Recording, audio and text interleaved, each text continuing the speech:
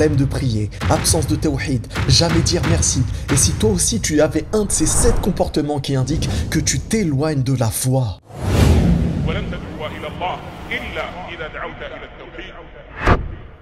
Tout musulman s'est au moins une fois posé la question suivante. Suis-je un hypocrite? Comment savoir si j'ai la foi?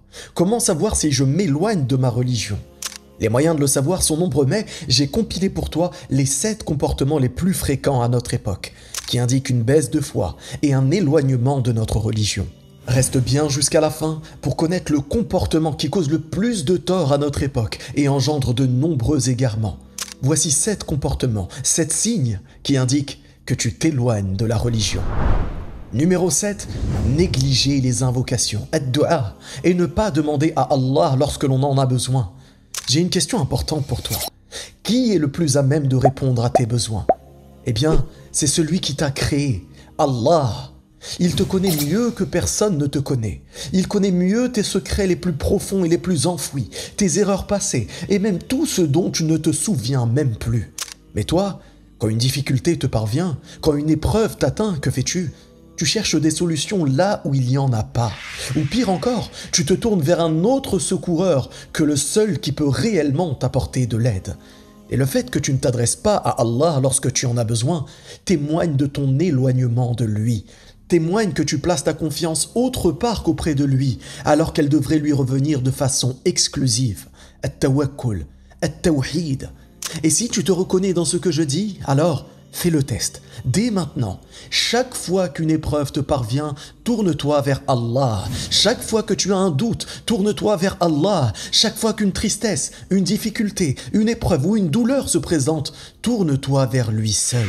Et tu verras qu'il est le seul à pouvoir arranger ta situation ou te faire comprendre que derrière tout cela se cache un bien immense. Numéro 6, avoir une mauvaise opinion d'Allah ou du destin. Je ne sais pas si tu le sais, mais la majorité des musulmans ne savent pas ce qu'ils doivent dire quand une épreuve les touche. À vrai dire, au moment où ce malheur les touche, ils ne pensent même pas à leur Seigneur, à l'épreuve ou même au destin. Non, ils s'empressent immédiatement de rechercher des raisons incohérentes et mondaines à leurs problèmes. Pire encore, certains se mettent à avoir une mauvaise opinion de leur Seigneur en disant « j'ai jamais de chance » ou « pourquoi ça arrive qu'à moi ?» Et cet état d'esprit est exactement celui de quelqu'un qui s'éloigne de son Seigneur, qui a une mauvaise opinion de lui et qui est insatisfait du destin qui lui a été décrété. Que devrait dire le musulman quand un malheur l'atteint ? Eh bien, c'est très simple. Il se doit de dire immédiatement et sincèrement « Inna lillah wa inna ilayhi raji'un » ce qui signifie « nous appartenons à Allah et c'est à lui que nous retournons ». Et dire cela te permet premièrement de témoigner ta fidélité et ta confiance sans faille à Allah, deuxièmement de te rappeler que tout est voué à disparaître un jour ou l'autre, et troisièmement de t'inciter à la patience et à la confiance en la sagesse divine. Numéro 5, ignorer les noms et les attributs d'Allah et donc ne pas le connaître vraiment. Combien de personnes se disent musulmanes et ne sont même pas capables de répondre à la question suivante d'une simplicité déconcertante? Que signifie le nom d'Allah, As-Samad? Un nom que nous sommes amenés à réciter régulièrement dans l'une des plus régulières sourates du Coran. Et ceci prouve que la personne ne prête que peu d'intérêt à son Seigneur et s'éloigne de lui. Son Seigneur qui l'a nourri, qui l'a fait grandir, l'a rendu intelligent, lui a donné la vue, l'ouïe, l'odorat, le goût, le toucher. Et face à cela, la personne n'est pas en capacité de connaître qui est celui qui l'a comblé de faveur. Subhanallah.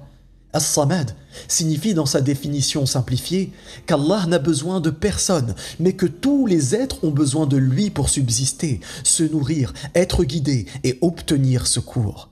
Alors, mon frère, ma sœur, il te faut urgemment rechercher la science, et particulièrement celle du tawhid, cette science obligatoire pour tout musulman et qui sera un argument pour toi ou contre toi le jour de la résurrection. Numéro 4, ressentir de la répulsion à faire la prière. Bon, si tu ne t'es pas empressé d'arrêter d'écouter ce rappel, c'est que tu as à cœur de savoir ce qui fonctionne mal chez toi à ce sujet. En passant, n'oublie pas de t'abonner, activer la cloche de notification, laisser un commentaire et partager cette vidéo au plus grand nombre de musulmans dans ton entourage. On continue. Je te pose une question. Pourquoi est-ce que tu as la flemme de prier? Pourquoi tu n'as pas de concentration dans la prière? Pourquoi tu es pressé que ça se termine ou pourquoi parfois même tu abandonnes ta prière? Cette raison est simple comme bonjour. Si la prière était un appel téléphonique, tu n'as tout simplement pas de réseau. Car là où tu te trouves, tu ne captes pas, c'est-à-dire que ta foi est absente. Car ton téléphone n'a plus de batterie, c'est-à-dire que tu n'as pas mis les moyens en œuvre pour que ta prière se déroule correctement. Ou pire encore, car tu ghostes ta foi, c'est-à-dire que tu l'envoies sur messagerie, que ce monde s'empare de toi en te faisant oublier la raison même de ta présence sur terre. Oui mon frère, oui ma sœur, tout ce dont nous parlons est encore une fois une faiblesse de la science du tawhid et de sa mise en pratique. Car la meilleure façon d'être motivé par la prière est justement de tout faire pour que tu captes, c'est-à-dire que tu saches pourquoi tu pries et quel est le bénéfice de cette prière. Ou justement que tu recharges les batteries de ta foi. Comment? Eh bien avant tout en recherchant la science du tawhid. Ou encore que tu répondes à l'appel qu'Allah te fait 5 fois par jour, en délaissant ce monde, en accourant vers la plus grande des conversations que tu puisses avoir sur cette terre, la conversation avec ton Créateur, Allah. Numéro 3, ressentir peu ou pas de regrets après un péché, comme si rien ne s'était passé. Combien de gens sont fiers des péchés qu'ils font au point de se dire « je me repentirai plus tard ». D'autres exposent au grand jour leurs péchés et les exposent comme un trophée. Tout ceci est la preuve d'un éloignement considérable de sa foi et de son Seigneur. Tu dois absolument savoir que lorsque tu fais un péché, tu dois t'en repentir et ne pas simplement le laisser passer. Mais se repentir demande des conditions que tu dois respecter à tout prix. Premièrement, être sincère dans ta démarche, en le faisant pour Allah et non pas par amour de la réputation. Deuxièmement, regretter sincèrement ce péché et ne pas en être fier. Troisièmement, arrêter immédiatement ce péché.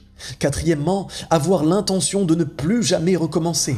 Et cinquièmement, le faire avant de mourir ou avant le jour dernier.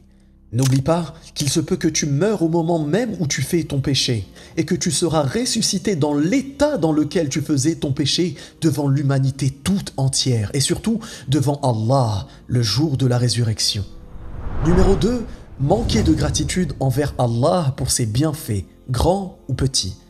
Toute personne, un minimum éduquée, sait qu'elle doit remercier une autre personne quand celle-ci l'aide, lui facilite ou lui offre quelque chose par exemple. Ceci fait partie de l'éducation de base de toute l'humanité. C'est ce que l'on appelle la reconnaissance. Mais qu'en est-il des remerciements à celui qui te donne cet oxygène, sans lequel tu ne parviendrais pas à vivre? Qu'en est-il des remerciements à celui qui, lorsque tu es dans une épreuve insurmontable, te facilite et te trouve une issue?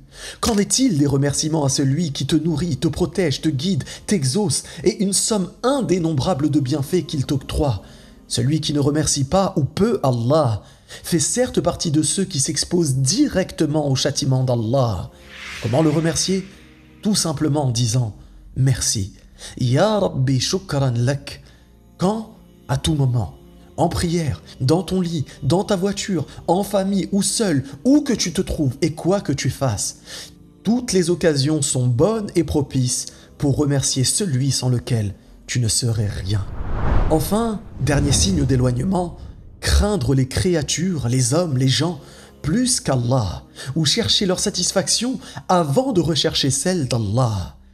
Il existe des personnes qui craignent la pauvreté. Conséquence, certains sont prêts à voler ou à mentir pour l'éviter.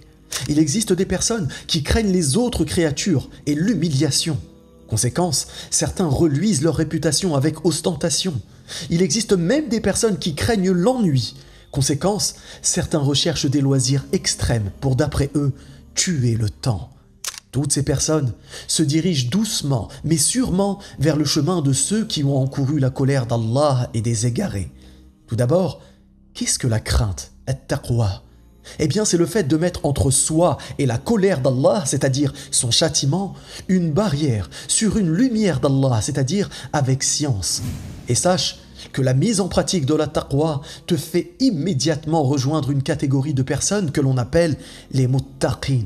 Et quelle est la particularité de ces personnes? Eh bien, le fait qu'ils soient réceptifs au livre d'Allah et au rappel en Allah. Le fait qu'ils n'ont pas de voile sur leurs yeux ou leur cœur en les éloignant d'Allah, leur créateur. Allah nous informe dans la sourate Al-Baqarah, au verset 2, C'est le livre au sujet duquel il n'y a aucun doute. Une guidée pour les pieux, les gens de la taqwa, huda lil muttaqin. Une guidée pour qui? Pour ceux qui craignent pour leur réputation? Non. Qui craignent la pauvreté? Non. Qui craignent l'ennui? Non. Une guidée lil muttaqin, ceux qui concrétisent la taqwa. J'espère que ces paroles t'ont été profitables. Je te dis à très bientôt, Inch'Allah. C'était Oussama pour Minute Islam. Ma formation en langue arabe est disponible en description. Je t'offre gratuitement l'accès au cours numéro 1 sans obligation d'achat, avec une promotion qui t'attend. Si tu veux participer à ce projet qu'est Minute Islam en soutenant la chaîne, une cagnotte Tipeee t'attend en description. Merci à Sullivan, Julie Bell, Oumidris et tous ceux et celles qui ont déjà participé à œuvrer en Allah. Wallahu a'lam. Barakallahu fikum. Wassalamu alaykum wa rahmatullah. Si tu as aimé cette vidéo, tu aimeras très certainement celle-ci qui t'apprend quels sont les 3 types de tawhid.